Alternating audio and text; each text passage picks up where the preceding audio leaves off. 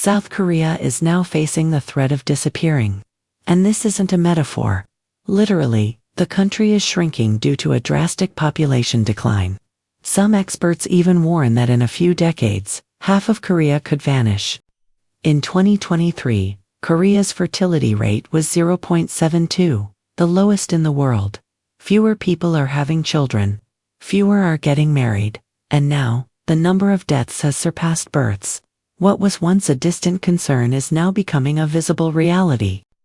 Korea, with over 50 million people today, could shrink to just over 20 million by the year 2100. If that happens, major cities like Seoul may become half-empty. Rural towns are already turning into ghost villages.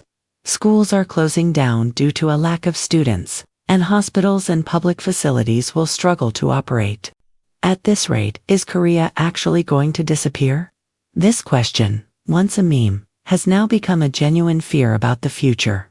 But how did it come to this? Why are so many young Koreans avoiding marriage? Why are they afraid, or even unwilling to have children? Is it because they don't have money? Because they don't have time? Or are they just being selfish? The real answer is far deeper and more complicated than that. And at the core of it lies some uncomfortable truths about Korean society. From here, we'll begin to uncover the true roots of this crisis, and by the end, you may find yourself saying, "Now I get it. This is why Korea is on the brink of disappearing." Seoul, a day in the life of a 33-year-old office worker, 7 a.m. He wakes up and gets ready for work. He squeezes into an overcrowded subway. And after an hour and a half, he finally arrives at the office. He works until 9 p.m., then grabs a convenience store lunchbox on his way home. His day ends like that. He graduated from a good university, has a stable job, and earns a decent salary. But marriage, children, he shakes his head. I can barely afford to feed myself. Having a kid, that's a joke. And this isn't just his story. It's the reality for an entire generation of young Koreans in their 20s and 30s. In Korea, marriage and homeownership go hand in hand. Or more accurately, you're expected to have a home before you even consider marriage. Especially for men, it's an unspoken rule. You're expected to pay the deposit or buy the apartment. The problem, housing prices are insane. The average price of an apartment in Seoul, 1 billion won, around $750,000. Even if two young people work non-stop for 5 or 10 years, saving up that kind of money feels impossible.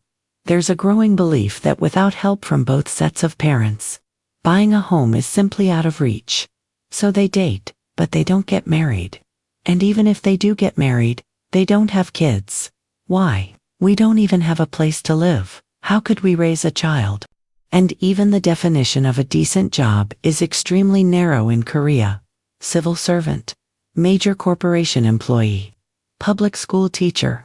Anything outside of these is often labeled as unstable. But those positions, they're only available to a very small number of people. Most young Koreans start out in contract jobs, temporary roles, or as freelancers. It takes years, sometimes nearly a decade, to become a full-time, permanent employee. And by the time they reach that milestone, they've already passed what society considers the ideal age for marriage. One young person put it this way: "I'm on a contract making 2 million won a month. How could I possibly raise a child? Honestly, even falling in love feels like a luxury." They say it costs over 300 million won to raise a child. Let's say a couple gets married out of love. Now what? Should they have a child? The next wall they hit is child rearing costs. Diapers, formula, clothes, doctor visits, kindergarten, elementary school, middle school, high school, university. The expenses just keep adding up. But the biggest financial burden: private education. Korean parents live in constant fear that their child will fall behind. So, they spend on English kindergartens, piano lessons, taekwondo, math tutors, writing workshops, coding classes, everything. One parent says, "Honestly, I can barely take care of myself. To raise a child properly, I'd have to pour my entire life into it." That's why so many couples say, let's just have one child. Or more often, maybe it's better not to have any at all. Still, some quietly whisper to themselves, we can't right now. But maybe someday. So, have young Koreans completely given up on having children? Not exactly. Many young people say, of course I want kids. If the conditions were right. But right now it's just not possible. They delay. And then delay again. And eventually, they miss the window. In Korea, the average age for a woman's first childbirth is 33.6 years old. One of the highest among OECD countries. But biologically, a woman's ability to have children isn't unlimited. And when someday never comes, no new children are born into Korean society. Korea's marriage culture still expects women to play traditional roles. Housework, that's the woman's job. Childcare, also the mother's responsibility. Husbands work outside. Wives stay home and support them. On the surface, couples talk about equality. But the reality, very different. As soon as a woman gives birth, she's often expected to quit her job. She faces years of career interruption, and when she finally tries to return to the workforce, she hears, so, you took a break to raise your kid, huh? The moment a woman has a child, her career starts to fall apart. South Korea ranks #1 among all OECD countries in gender pay gap. Women earn over 30% less than men on average, even when doing the same work. On top of that, taking parental leave, it's often met with judgment and resistance. How dare you even ask for maternity leave? Aren't you just putting more burden on your team? So many women don't take parental leave at all. And if they do, returning to work is another uphill battle. One woman shared her story. After I came back from maternity leave, they moved my desk next to the storage room. That's when many women in Korea begin to realize, the moment I become a mother, society sees me as someone it no longer needs. As a result, a growing number of Korean women are now declaring, no marriage, no children. One woman put it powerfully. I will not have a child. I will live my life the way I want to live it. And this, it's not just a personal choice. It's a form of resistance. A cry for change. A stand against a system that refuses to evolve. Many women in Korea say, it's not that I dislike children. I know I could love a child, but under the current system, having a child often means losing yourself. That's what they're afraid of. So today, more and more young Korean women are choosing themselves over starting a family. And this isn't about selfishness. It's a rational decision in the face of an unfair structure. In 2006, the Korean government launched a master plan to address low birth rates and an aging population. And over the next 20 years, they poured more than 300 trillion won, over $230 billion USD, into solving the problem. But the result, the birth rate continued to fall.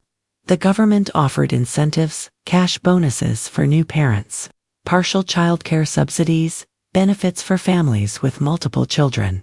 But here's the problem. Money didn't fix the root issues. One couple put it bluntly. They say we get 1 million won if we have a baby. But what about a home? What about parental leave? What about job security? In the end, people came to a clear conclusion. Short-term cash is nice. But what we really need is a system that supports families long-term. Legally speaking, South Korea has decent parental leave policies on paper. Maternity leave, parental leave, even paternity leave, are all part of the system. But in reality, many companies discourage employees from actually using them. If I take parental leave, my team leader gets annoyed. When I come back, my position is gone. If a man takes paternity leave, people think it's weird. So, in the end, many parents give up their right to take leave, and instead accept career interruption as the cost of having a child. Another major reason for failure.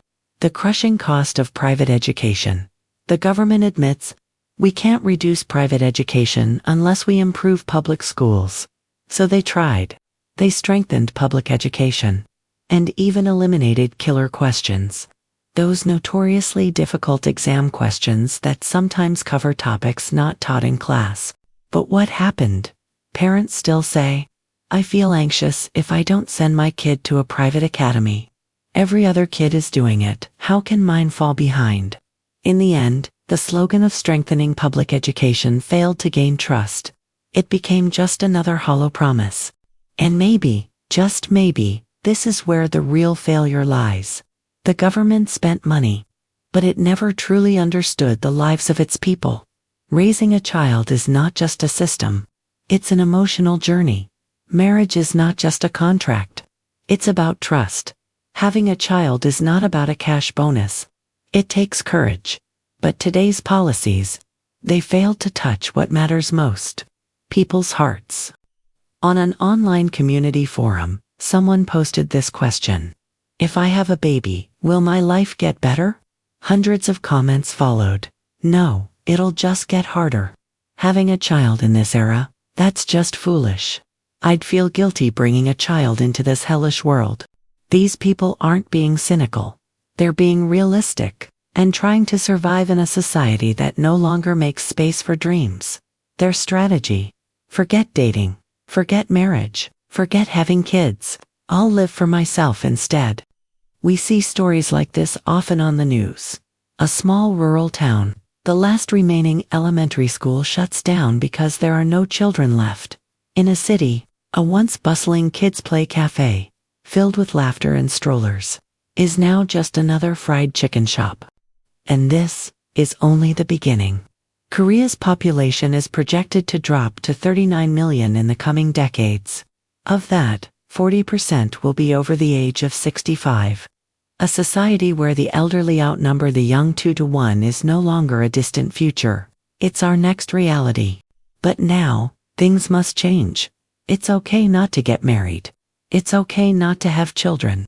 But for those who do want children, society must make it truly possible. What we need is freedom to choose. That's the future we must create. Many countries today face low birth rates, but nations like France, Sweden, and Denmark have managed to turn the tide. The key? Simple, but powerful. An environment where people can balance work and family, affordable housing and childcare, a culture rooted in gender equality, and policies that allow parents to raise children without guilt or sacrifice. Korea can do this too, but the very first step is genuine empathy. A society where mothers don't have to give up their careers, fathers can proudly take parental leave, and children grow up knowing they were welcomed into this world. If that kind of society exists, people may begin to say once again, maybe I could have one. No, maybe even two. South Korea, a nation at risk of disappearing. The future has already begun, but the ending is not yet written. Right now, we have the chance to choose again. The life of a single person can shape the future of an entire country.